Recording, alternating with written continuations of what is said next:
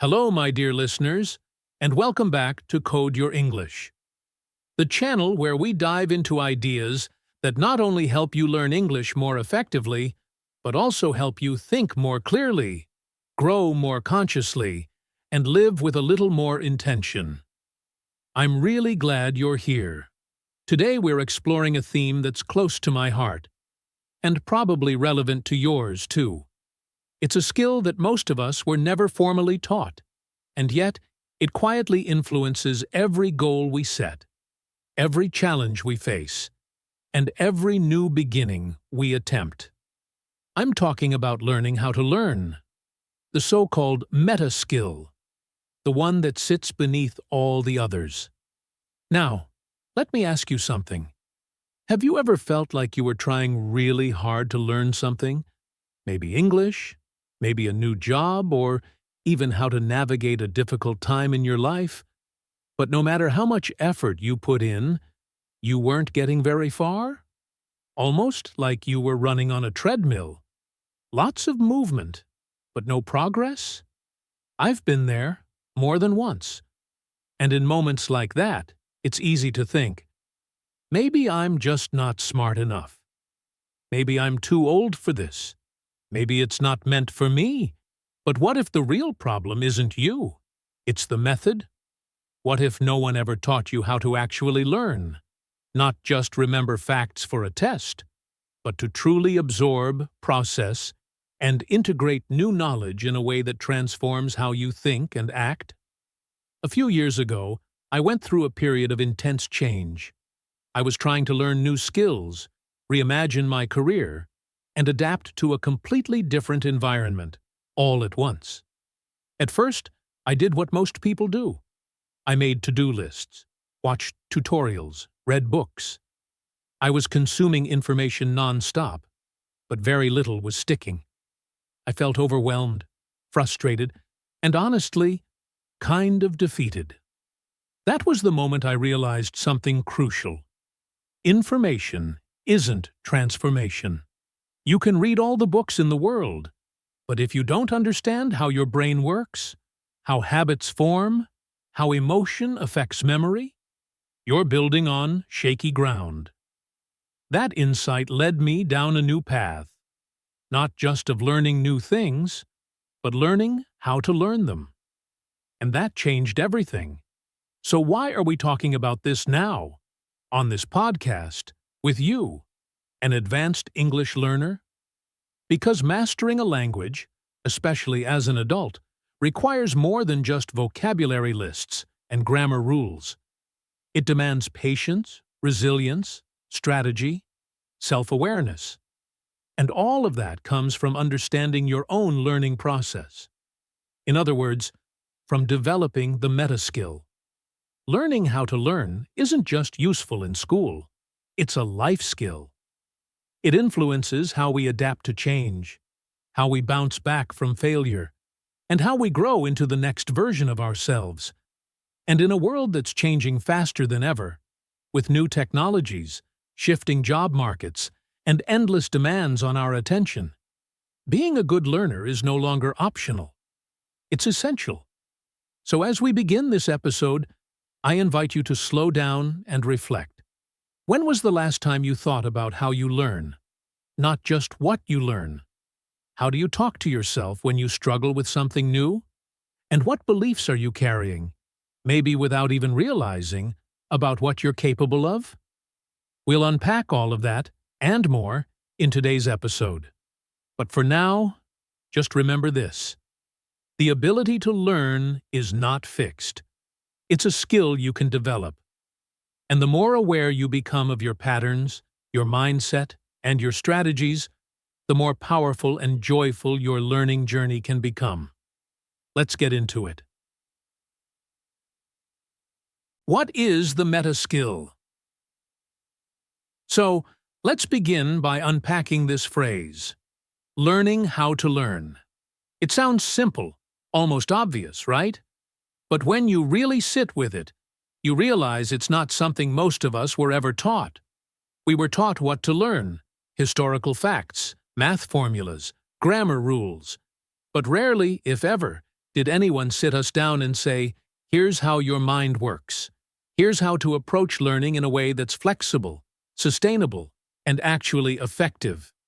At its core, learning how to learn means developing cognitive flexibility, the ability to adapt your thinking when you're faced with new situations, unfamiliar problems, or unexpected obstacles.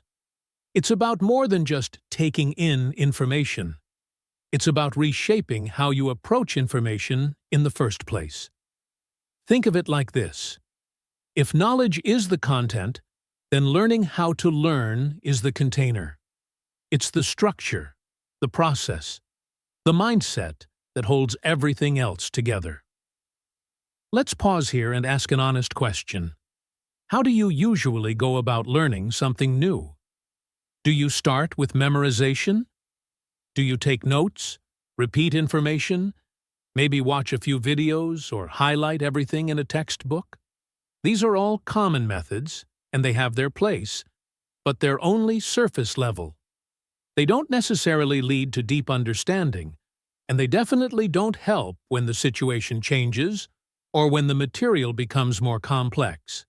That's where mental models come in, another essential part of the meta skill. Mental models are like internal maps or frameworks that help you make sense of the world. They guide your decision-making, help you solve problems, and let you connect new information to what you already know. For example, in language learning, one mental model might be, every mistake is a signal, not a failure. That simple belief can completely change the way you approach speaking in a foreign language, from avoiding risk to embracing practice. And this ties into another key concept, self-regulation.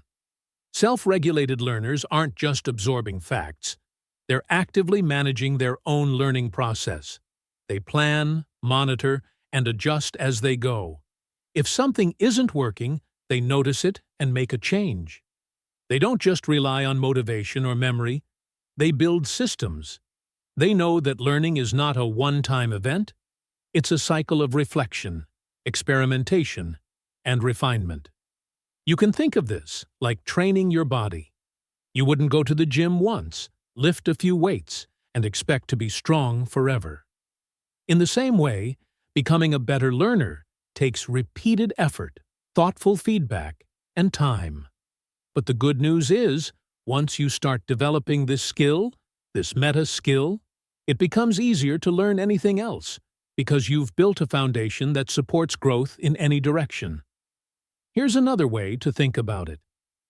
Traditional education often teaches us to focus on outcomes, pass the test, finish the book, get the certificate. But learning how to learn shifts your attention to the process.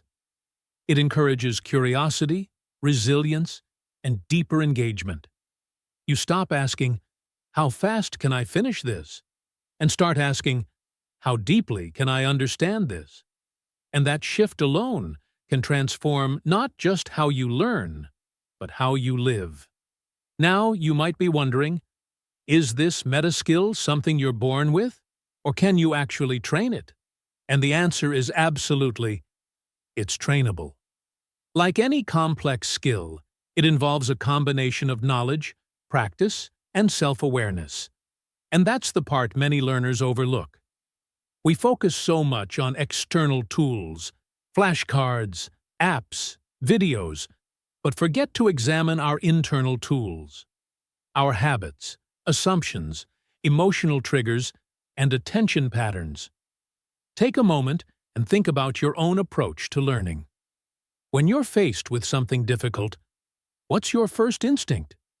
Do you push through it? Do you avoid it? Do you tell yourself you're not smart enough? Or that it's too late to start over?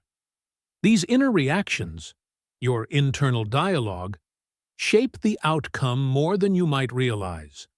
Because learning isn't just cognitive, it's emotional, it's behavioral, and sometimes it's even spiritual. In fact, one of the most overlooked aspects of this meta skill is the role of self-compassion. We tend to be incredibly harsh with ourselves when we don't learn something quickly. But research shows that learners who treat themselves with kindness, who recognize struggle as part of the process, actually learn more effectively over time. Because they're not stuck in a cycle of self-doubt. They're free to stay open, curious, and engaged. So, when we talk about learning how to learn, we're not just talking about memorization techniques or study hacks, although those can be helpful. We're talking about developing a more intelligent relationship with your own mind. A relationship that allows you to grow, adapt, and keep moving forward, even when things feel uncertain. Let me leave you with a question to chew on. If your current learning style stayed exactly the same for the next 5 years, where would it take you? Would it support your goals? Would it expand your potential? Or would it quietly hold you back? You see, the real power of the meta skill is that it gives you agency, the ability to direct your learning rather than simply react to it. And once you realize that, you can stop being just a student of English, or coding, or business, and become a student of learning itself. And that, I believe, is where real growth begins. The role of mindset, fixed versus growth. When it comes to learning, we often focus on techniques, tools, or the amount of time we dedicate to studying. But there's something even deeper, something that lives inside us, often quietly steering our success or failure before we even start. I'm talking about mindset, the set of beliefs and assumptions that shape how we see ourselves, our abilities, and the whole process of learning. You might have heard of Carol Dweck's famous idea of a growth mindset versus a fixed mindset. If not, here's a quick introduction. A fixed mindset is when you believe your intelligence, talents, or abilities are set in stone, that you're born a certain way, and that's it. On the other hand, a growth mindset means you believe these qualities can be developed through effort, practice, and learning from mistakes. At first glance, this might sound like simple psychology, but it's much more than that. It's a powerful lens through which to view your entire learning journey. Because whether you realize it or not, your mindset creates the emotional environment in which you learn. And sometimes, that environment can either nurture your progress or quietly sabotage it. Think about it. Have you ever started learning something new, maybe a language, or a musical instrument, or a skill at work, and found yourself saying things like, "I'm just not good at this," or "I'll never be able to understand this," or "I'm too old to change now"? These thoughts, these words we tell ourselves, can become limiting beliefs, mental roadblocks that stop us from moving forward. In fact, one of the most common ways we get in our own way is through the internal dialogue we carry around like background noise. It might sound like, "I don't have the memory for this," or "I'm not creative enough," or "I'm just not a language person." And while these voices feel real and convincing, they're often just stories. Stories we learned from past experiences, from teachers, family, or society. And they don't have to be true. What's exciting about the growth mindset is that it challenges these stories. It invites us to see learning not as a test of who we are, but as a process of becoming. A continuous transformation where effort, strategies, and persistence matter more than innate talent. When you adopt a growth mindset, failure is no longer a verdict. It becomes feedback, a necessary step toward mastery. Of course, shifting your mindset isn't easy. It requires awareness and patience. Sometimes old habits die hard, and those limiting beliefs cling tightly, especially when you're outside your comfort zone or feeling vulnerable. But here's a truth worth remembering. The brain is remarkably adaptable, and your mindset can change if you give it the chance. One way to begin that change is to pay attention to your self-talk. Notice when you're judging yourself harshly or making blanket statements about your abilities. Try to catch the moments when you tell yourself you're stuck or incapable. Then ask yourself, is that really true? What evidence do I have to support that? More often than not, you'll find those beliefs don't hold up under scrutiny. Another key point is to recognize the role of effort and strategy. People with a growth mindset don't just believe they can improve. They also believe that how they practice matters. It's not about mindless repetition or grinding until you're exhausted. It's about working smarter, using feedback, experimenting with different approaches, and being willing to adjust when something isn't working. And here's something that's often overlooked. Mindset isn't just about individual belief. It's also influenced by the culture around you. If you grew up in an environment where mistakes were punished or intelligence was idolized as a fixed gift, you might have a harder time embracing a growth mindset. But that means it's even more important to be intentional now, to choose new ways of thinking that support your goals. Let me share a small example from my own experience. When I first started learning English deeply, I would get frustrated if I didn't understand something right away. I caught myself thinking, I'm just not a natural at this. But over time, as I learned more about growth mindset, I realized I was focusing too much on immediate results and not enough on the process. I began to reframe my thinking, telling myself, this is hard now, but it's part of getting better. That simple shift helped me stick with it during moments when giving up felt easier. So here's a question for you to reflect on. When you face difficulty in learning, what's your usual response? Do you find yourself blaming a lack of talent or luck? Or can you see it as part of a bigger journey? A challenge that's shaping you into a more resilient, capable learner? Remember, mindset is not a fixed trait. It's a choice. One you can revisit every day. You can choose to be your own ally rather than your harshest critic. You can choose to see setbacks as stepping stones, not stop signs. And in doing so, you give yourself the best chance to thrive, not just in language learning, but in everything you set out to do. So, as we move forward, keep this idea close. Your beliefs about yourself are like the soil in which your learning grows. Nourish it well, and you'll be amazed at what blossoms. The neuroscience of learning. Now that we've explored mindset and how it shapes learning, let's take a quick dip into the brain itself. I promise I won't get too technical here, but understanding a little about how your brain works can be incredibly empowering. It can change how you approach learning, reminding you that it's not just about working harder, but working smarter. Let's start with a fascinating concept called neuroplasticity. This is the brain's amazing ability to change, to rewire itself throughout your life, not just in childhood. Think of your brain as a garden. When you learn something new, you're planting seeds in that garden. At first, these seeds are tiny and fragile, but with care, through practice, attention, and repetition, these seeds grow roots and branches, forming strong pathways between brain cells called neurons. In other words, your brain isn't fixed or rigid. It's flexible, adaptable, constantly reshaping itself based on your experiences. That's why the old idea that you can't teach an old dog new tricks is a myth. No matter your age, your brain can grow and reorganize. The catch? Like any garden, it needs the right conditions to flourish. Consistent care, patience, and time. But here's the thing. Your brain also has limits.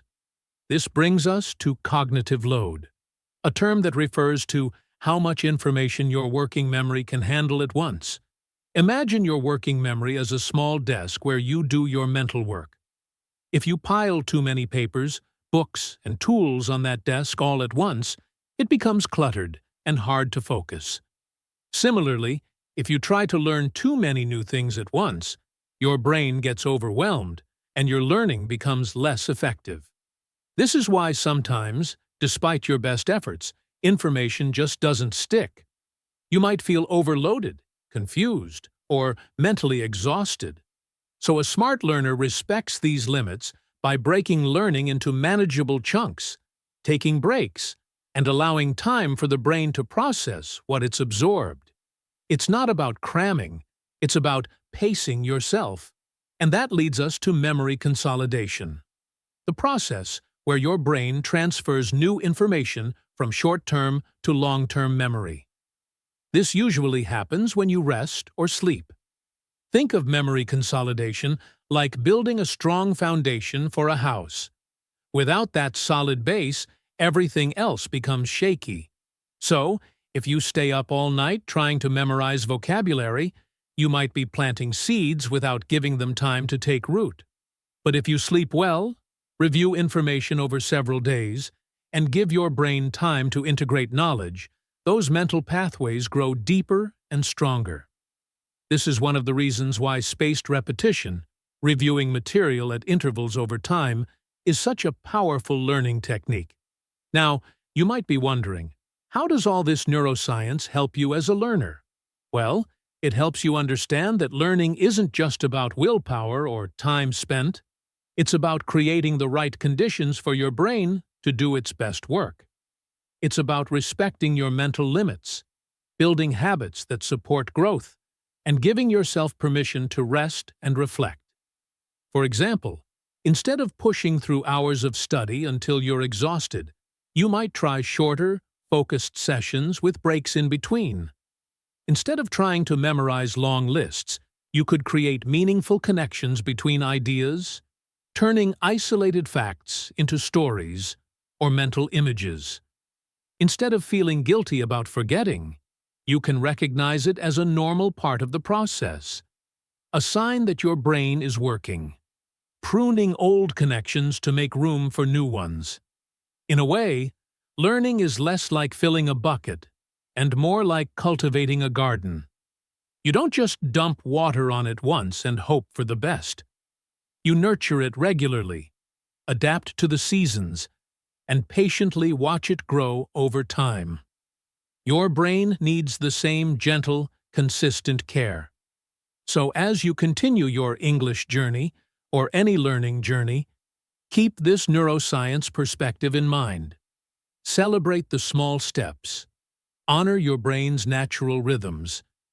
And remember that progress is often invisible until it suddenly blooms. Because learning how to learn, the meta skill we're exploring, is deeply connected to understanding how your brain functions.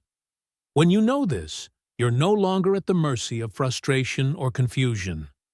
You become a gardener of your own mind, tending to it with curiosity, kindness, and wisdom.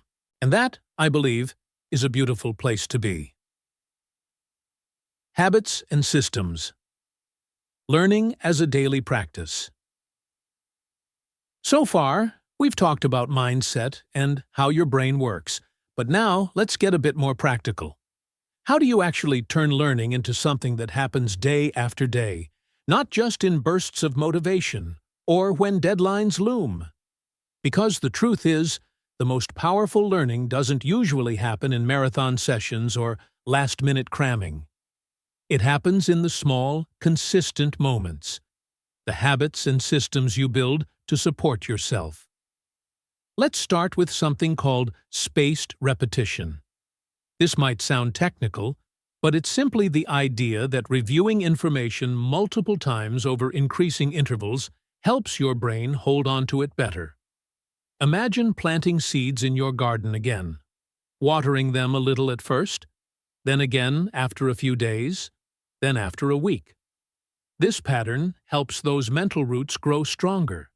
So instead of trying to memorize 100 new words in one day, you'd review 10 words today, those same 10 words in 2 days, and then again in a week. The information moves from short-term memory into long-term memory more naturally. Alongside spaced repetition is a technique called active recall. This means testing yourself to retrieve information from memory, rather than just passively rereading or listening. When you force your brain to pull out information, like trying to remember a word without looking at the answer, you're strengthening those neural connections. It's like exercising a muscle. The more you challenge it, the stronger it gets. Now, building on these strategies, it's important to talk about habits.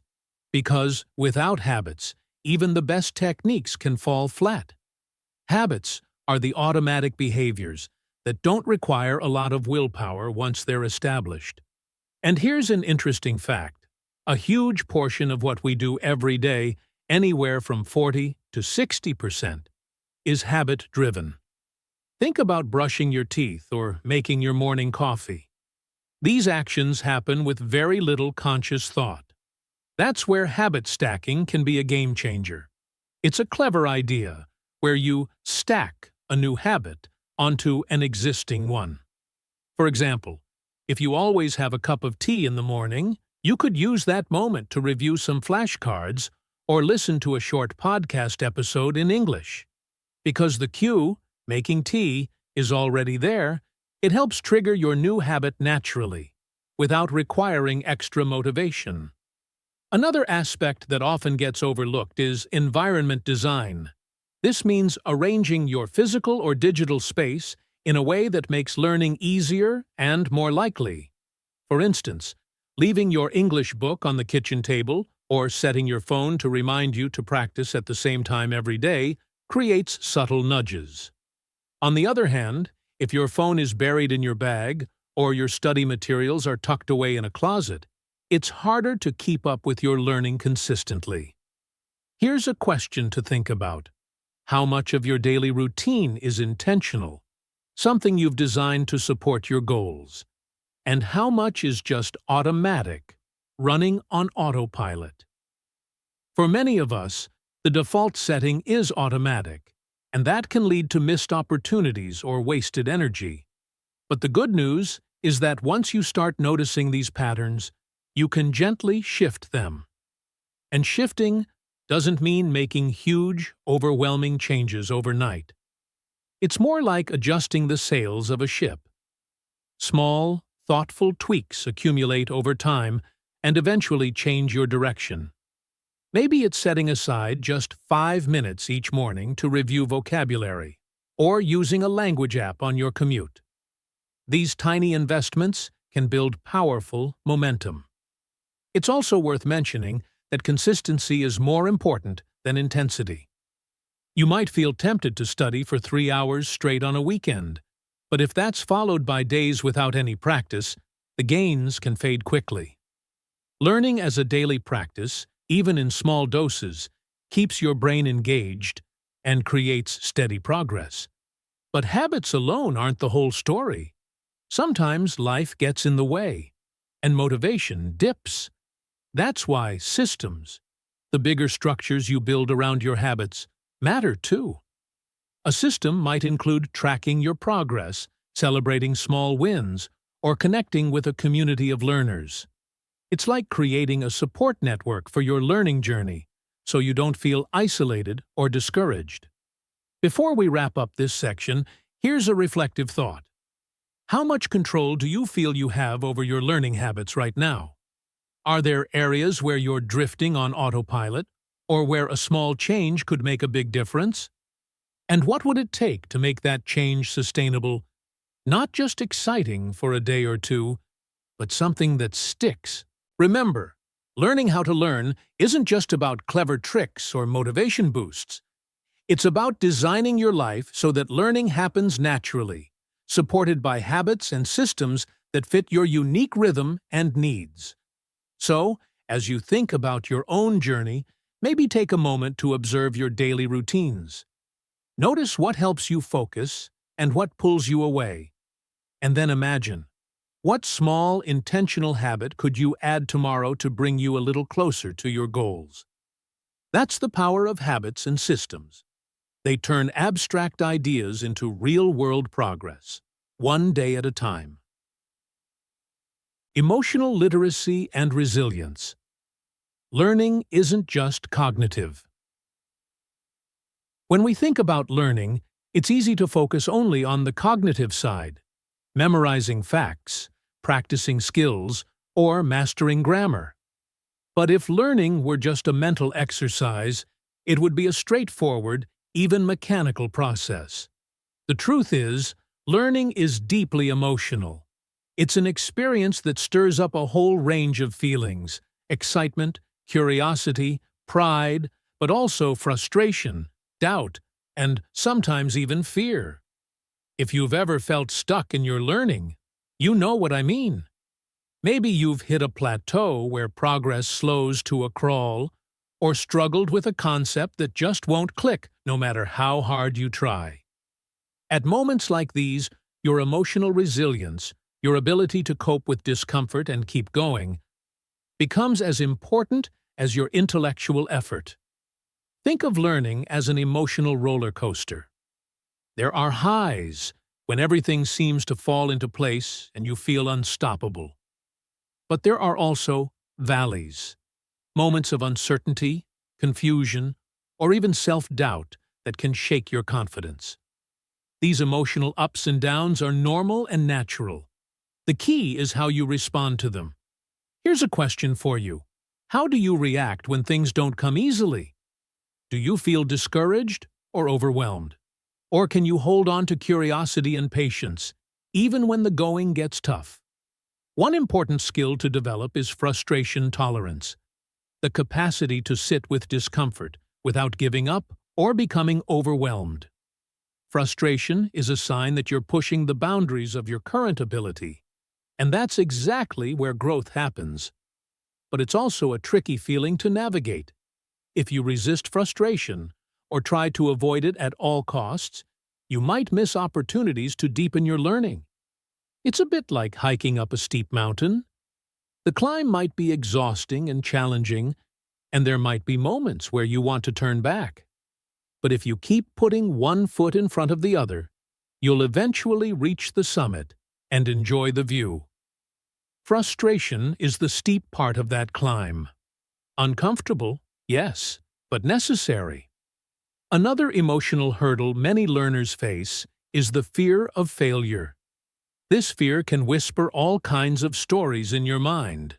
What if I'm not smart enough? What if I embarrass myself? What if I never get this right? These thoughts can hold you back from taking risks or trying new things, which are actually essential to learning. But here's the paradox. Failure is often the best teacher. Each mistake, each setback, is a step forward, if you're willing to learn from it. It's like a sculptor chiseling away at a block of marble. The rough edges, the chips, the imperfections are part of the process of revealing something beautiful and new. Developing emotional literacy, the ability to recognize, understand, and manage your emotions, is a powerful way to build resilience. When you can notice feelings like frustration, disappointment, or anxiety without being overwhelmed by them, you create space to respond thoughtfully instead of reacting impulsively. For example, instead of saying, "I'm just not good at this," you might start to observe, "I'm feeling frustrated right now, and that's okay. It means I'm challenging myself." This simple shift helps you become your own coach rather than your harshest critic. Emotional literacy also helps you tap into the other side of learning: joy, curiosity, and satisfaction. Celebrating small wins, acknowledging progress, and savoring moments of insight create positive feedback loops that motivate you to keep going. These emotions fuel your resilience. It's also worth remembering that resilience doesn't mean pushing through pain or stress without pause. Sometimes, the wisest response is to take a break, breathe, or shift your focus. Resilience is about knowing when to persist and when to rest.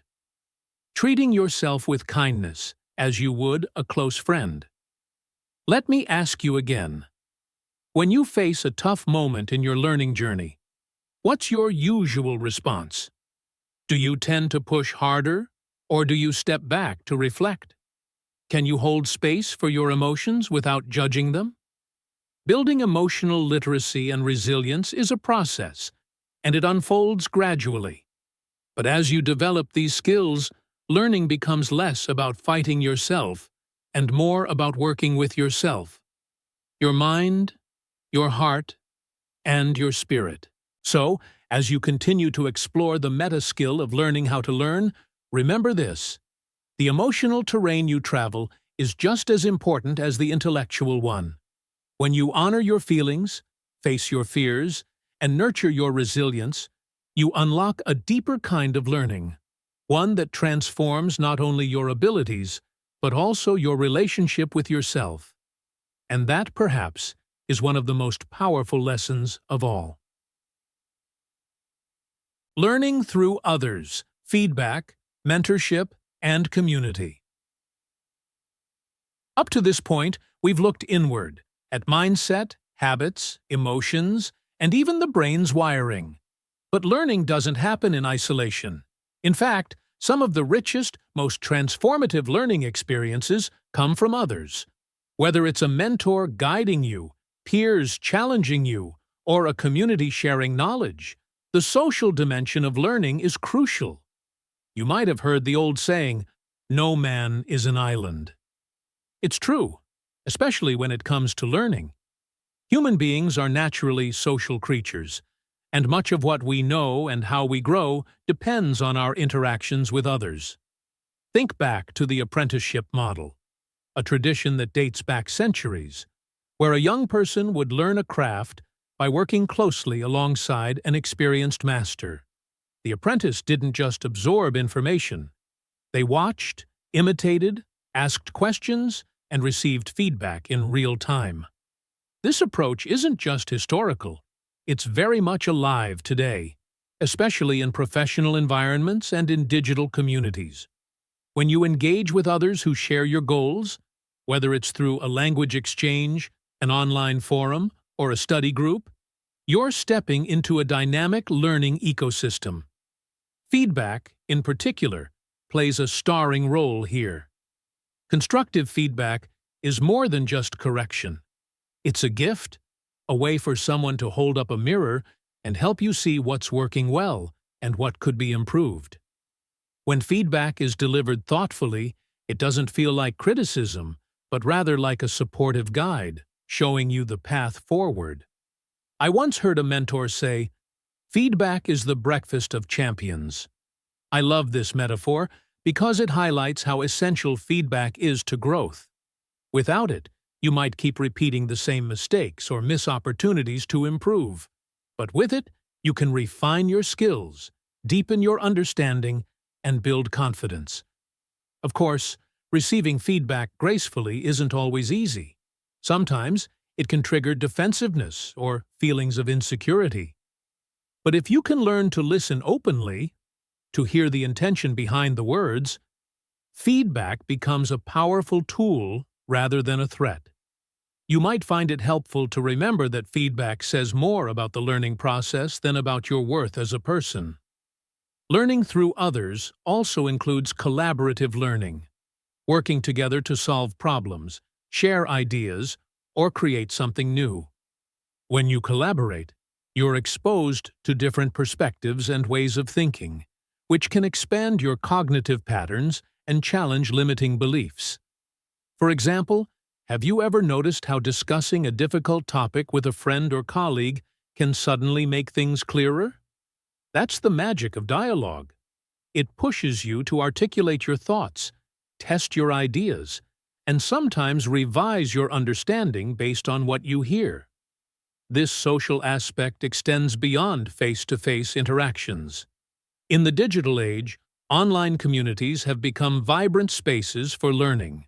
From forums like Reddit to platforms like Duolingo or even social media groups, learners gather to exchange tips, celebrate successes, and support one another. These virtual spaces echo the ancient apprenticeship model, creating environments where mentorship and peer learning thrive, no matter where you live. There's also a fascinating psychological phenomenon called mirroring. When you observe someone who's skilled or confident You often unconsciously mimic their behaviors, expressions, or even attitudes. This mirroring helps you internalize new skills and mindsets. It's one reason why role models and mentors are so influential. They provide a living example of what's possible. Imagine if you had a mentor who said, "If you practice consistently, you'll improve." Or, "It's normal to struggle at first, but persistence pays off." Reported speech like this not only communicates advice, but also models positive internal dialogue. These words become part of your own internal coach, guiding you forward. Let me pose a question here. Who in your life acts as a mentor, teacher, or supportive peer? How often do you seek feedback from others, and how do you usually respond? If you don't have someone like this right now, what steps could you take to connect with a community or find a mentor? Sometimes, reaching out can feel daunting, but remember, most people appreciate genuine curiosity and the desire to learn. Even small conversations can open doors. As the saying goes, if you want to go fast, go alone. If you want to go far, go together. Ultimately, learning through others is about embracing interdependence. It's about recognizing that growth is not a solo journey but a shared adventure. By welcoming feedback, engaging in collaboration, and finding mentors or communities that resonate with you, you multiply your capacity to learn and transform. So, as you reflect on your learning path, consider the role others play in it. How might you deepen those connections? How can you become not just a learner, but also a contributor to someone else's journey? Because in the dance of learning, we don't just step alone, we move together. Learning in the real world. Transfer, transformation, and identity. As we near the end of this journey exploring the meta-skill of learning how to learn, it's time to step back and take a broader view. Learning, after all, isn't just about accumulating knowledge or ticking off tasks on a checklist. It's about transformation, a profound change that goes beyond the classroom or the screen and touches the very core of who we are. Have you ever paused to consider how much your learning shapes your identity? Not just what you know, but who you become through the process. This is what psychologists and educators call transfer, the ability to apply what you've learned in one context to new, often unexpected areas of life. Transfer is where learning truly shows its power. It's the bridge that connects theory to practice, knowledge to action, and skill to meaning. Imagine, for example, someone learning a new language. At first, it might feel like a purely academic task. Memorizing vocabulary, mastering grammar rules, practicing pronunciation. But over time, something deeper happens. That person begins to see the world through new cultural lenses, to connect with people in meaningful ways, and even to reshape their own sense of self. They might start to think differently, express themselves more confidently, or develop empathy for perspectives they hadn't considered before. This kind of transformation is what makes learning such a powerful force in our lives. It's not just about adding information to a mental filing cabinet. It's about growth that spills over into your career, your relationships, and your personal development. Consider your career, for instance. The skills and knowledge you acquire are tools that help you navigate challenges, solve problems, and seize opportunities. But learning also influences your professional identity, how you see yourself as a worker, a leader, or a collaborator. When you approach challenges with a growth mindset, for example, you're more likely to embrace change and innovation rather than resist it. Similarly, in relationships, learning can deepen your emotional intelligence, communication skills, and capacity for connection. When you learn to listen actively, for example, you're not just improving your language skills, you're building trust and understanding with others. This kind of learning transforms your interactions and strengthens bonds. But perhaps most importantly, learning shapes your internal dialogue. the way you talk to yourself about your potential, your worth, and your future. When you believe that learning is a lifelong journey, you start to see yourself as a learner first and foremost. This identity, the learner identity, opens up possibilities.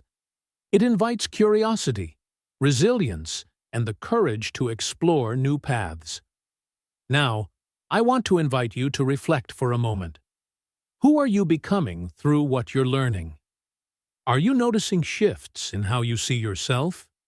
Maybe you're becoming more patient, more confident, or more open-minded. Maybe you're discovering strengths you didn't know you had, or challenging limiting beliefs that held you back. These changes might be subtle at first, like the gentle unfolding of a flower. But over time, they accumulate into a transformation that feels deeply authentic and lasting. It's like the process of metamorphosis in nature, where a caterpillar doesn't just grow bigger, it becomes something entirely new, a butterfly. Learning also invites us to revisit our mental models, the frameworks we use to understand the world. As these mental models evolve, so does our ability to adapt, innovate, and connect. And that, in turn, shapes the story we tell ourselves about who we are and where we're headed. This sense of transformation ties back to the meta skill itself. Learning how to learn isn't just a skill to develop, it's an identity to embrace. When you see yourself as a lifelong learner, you cultivate a mindset that welcomes challenges, seeks meaning, and values growth in every area of life. So, as you move forward, I encourage you to hold this question close. Who are you becoming through your learning? What new possibilities are opening up for you? And how might this evolving identity guide your next steps? In your career, your relationships, or simply your way of being in the world? Remember, learning is never just about the destination. It's about the transformation along the way, the subtle shifts in how you think, feel, and live. When you embrace this broader view, you don't just gain knowledge, you craft a richer, fuller life story. And that, perhaps, is the true essence of the meta skill. As we bring this episode to a close, I want to take a moment to step back and reflect on the journey we've traveled together. We began by exploring the idea of learning how to learn, that meta skill that quietly shapes everything else we do. Along the way, we've touched on mindset, neuroscience, habits, emotions, social connections, and the powerful transformation that learning brings to our identity. What I hope you've come away with is this: learning is far more than a task or a goal. It's a way of being, a continuous evolving process that we carry with us every day. And it's one that invites us to be present, curious, and compassionate with ourselves. I know that sometimes the idea of learning how to learn can feel abstract or even overwhelming. After all, learning itself is a complex dance between mind, heart, and environment. But here's the good news: you don't have to master it all at once. Like any meaningful skill, it grows through small, intentional steps. Maybe today, your step is simply noticing how you react when you hit a challenge. Do you pause and reflect, or do you rush to judgment? Perhaps it's asking yourself a gentle question like, "What's this moment trying to teach me?" Or it could be reaching out to a friend or mentor to share your learning experiences. By becoming more aware of how you learn, your habits, your emotions, your mindset, you begin to shift from being a passive receiver of information to an active, intentional learner. This shift is transformative. It turns learning into a source of empowerment rather than pressure. Here's a question I invite you to carry with you. How much of your daily learning is driven by conscious intention, and how much by habit or routine? This isn't about judging yourself, but about opening space for choice. When you bring awareness to your learning process, you create room to experiment, adapt, and grow. Remember, learning is also deeply human. It involves making mistakes, facing frustrations, and sometimes feeling vulnerable. But it also holds immense joy, connection, and the thrill of discovery. When you embrace this full spectrum, you're not just building skills, you're nurturing resilience and self-compassion. So, what's next? I encourage you to approach your learning with kindness and curiosity. Celebrate your progress, no matter how small. Reflect on your challenges as opportunities to grow. And seek out the relationships and communities that support your journey. Learning how to learn is a lifelong adventure, and you are the author of your story. By choosing to engage with this meta skill, you're investing in a future filled with possibility and transformation. Thank you for joining me today on Code Your English. I hope this episode has inspired you to look at your learning in a new light, not just as something you do, but as something you live. Until next time, keep listening to your inner voice, stay curious, and remember, the way you learn shapes the way you live. Take care, and happy learning.